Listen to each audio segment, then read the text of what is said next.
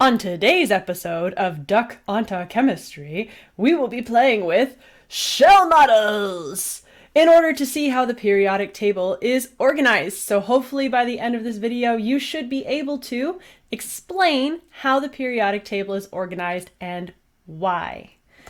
For today's timeline of the lesson, we're looking at first a brief review of shell models so that you remember what those are and what they do. They're also referred to as Bohr models. We'll get to that.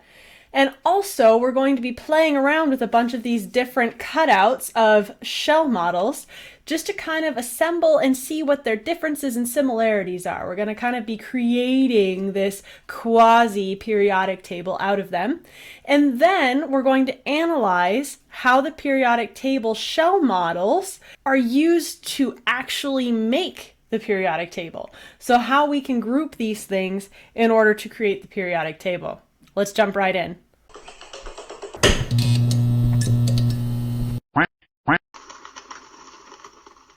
So let's play with some shell models. First and foremost, let's review what a shell model is. A shell model is a way to represent electrons around a nucleus. This is a way for us to model how many electrons will be in the valence shell, the outermost shell of an atom. So if we're looking at lithium, for example, we can see that there are 3 dots around the lithium atom, around the lithium nucleus, and the nucleus is represented in red here in the center, and these 3 little dots around it are the electrons. If you recall from my previous video, the first ring, the first shell, can only fit 2. The next shell can fit a max of 8.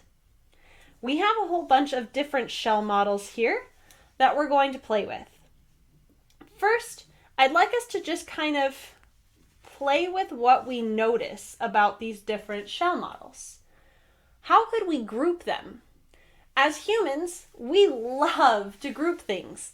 We love to put things in categories. That's why stereotypes exist, because we put things in categories so our brain doesn't have to try as hard. So let's try and group these together in categories, whether similarities or differences. The first thing I would think about is grouping these in terms of color. So let's try that. I've got a whole bunch of reddish ones, so I'm going to put all the reddish ones together. I also have some pinkish ones. Let's put all the pinkish ones together. I have some beige ones. Let's put the beige ones together. I also have some yellow ones. That kind of shows up horrible, but I promise you it's yellow. Let's put the yellow together. I have some blue ones, light blue. Let's put the blue ones together. I also have some green ones, which show up as black because of my green screen, but I promise you that's green, and that is actually O for oxygen. This one is carbon, and this one is nitrogen. It's a little wet because Kimber licked it, but that's, I don't know why she licked it. Maybe she thought it was a treat. I have this kind of lightish green one, and I don't have any like it. I also have this kind of grayish one, and I don't have any like it. So, I've now grouped these shells according to colors. Well, that's one way I could group these. Another way I could group these is potentially by size. But before I do another grouping, I might want to check out and see what makes these also similar to each other. Why is it that these colors happen to be the same? Why would they be in the same category? So let's take a look at these shell models.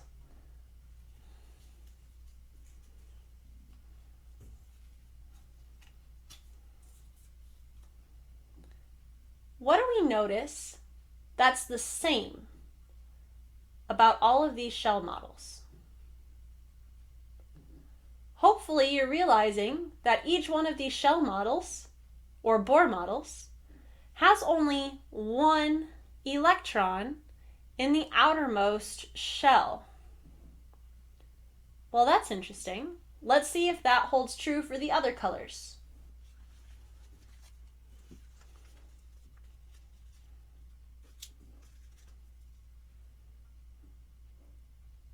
how many electrons are in the outermost shell of this category. Hopefully you're seeing that every single one of them has 2 electrons in the outermost shell, or 2 dots in the outermost valence shell. All right, holds true for that set. Let's check another set. Let's check the yellow set. Hopefully, if you're a quick counter and you can count all those little dots, you should be able to tell that there are 7 electrons in the outermost ring, in the outermost shell, for all 4 of these atoms. All right, so we've caught on to a pattern here that the colors are representing the number of electrons in the outermost shell, and that happens to be the same for each of these in their own category. Now I could also categorize them by something different. We could also categorize them by size. So let's say if I wanted to keep the same category over here for my beige, I could go from smallest to largest, like so. For my red category, I could also try going from smallest to largest. Alrighty. For my yellow category, let's try going from smallest to largest. For my green category, let's try going smallest to largest.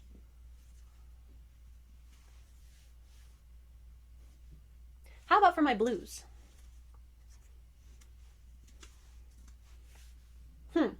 There definitely seems to be a trend here.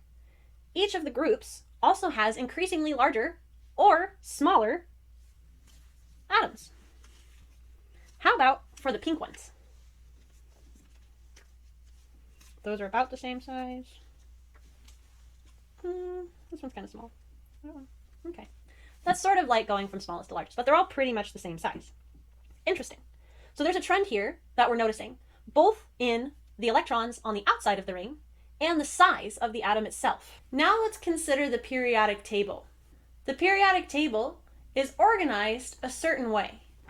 Let's see if any of the ways we've shown with the shell models correlate with the way that the periodic table is organized. For my red group over here, I have lithium, sodium, potassium, and cesium. On my periodic table, lithium, sodium, potassium, and cesium are all in the same group, right there. Interesting. So it certainly seems like as I go down, let's flip this around so it's the same orientation.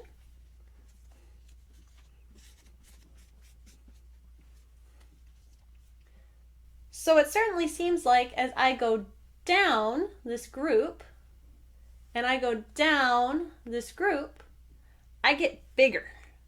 I go from smaller to bigger. Interesting. I wonder if that's the same trend for all of these. Let's check another group. Another group that we have is our yellow group. Yellow group has fluorine, chlorine, bromine, and iodine. That is over here. Fluorine, chlorine, bromine, and iodine all happen to also be in that same group. So these columns all have the same number of electrons in the outside, in the valence shell, but they're different sizes. But let's see if we can find a trend. Let's organize the yellow just like the periodic table. We start with fluorine, then chlorine, then bromine, and iodine. We're also going from small to big. Interesting. So it seems like the trend that was over here is the same trend that was over here in terms of size. Let's check out another group. We also have beryllium, calcium, strontium, and barium. That's in this group right here. Let's organize them the same way. Beryllium, calcium, strontium, and barium.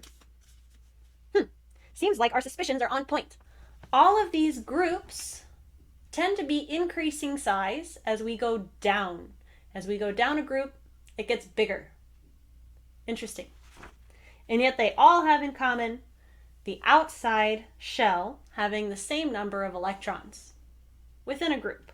Now the pink group is kind of funky. The pink group doesn't really seem to have a lot of similarity.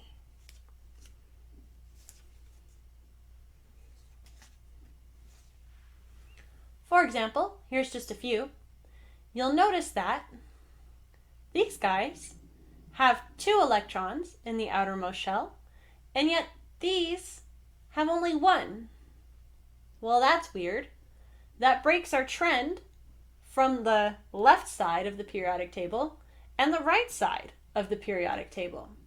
So these guys are kind of the oddballs. Well, what are these?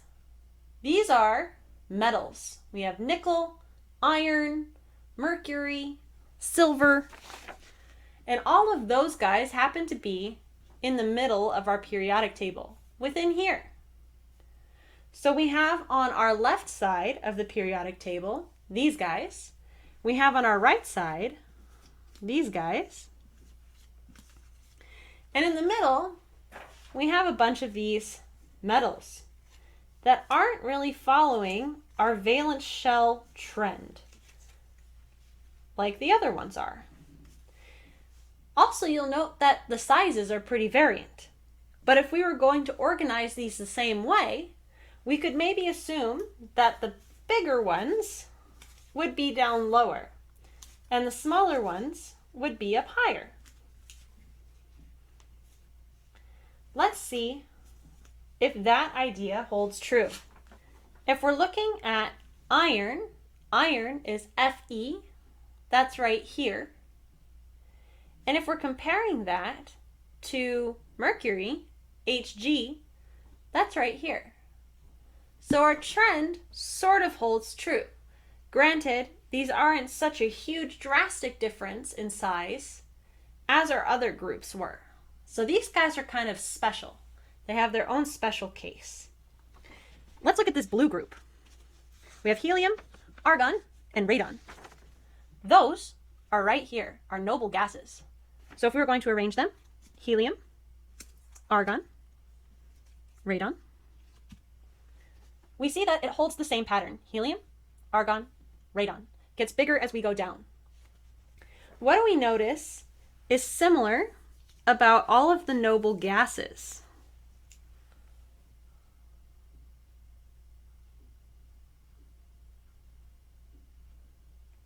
Hopefully you're noticing that the outer shells of these two have 8 electrons, and the outer shell of this one has 2.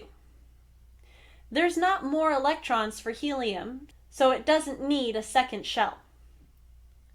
So in this case, all of the noble gases have a full outer shell relative to the other groups. We've talked a lot about going down the groups and how the size changes, but what if we were going to go across? For the green group, we have carbon, oxygen, and nitrogen. If we look at our periodic table, carbon, nitrogen, and oxygen are side by side. They go across from each other. So if we were going to model that with our shell models, we would have carbon, nitrogen, and oxygen.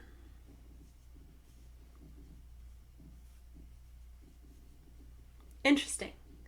So we have a slight size change as well going across, although it seems that the more drastic size change is going down.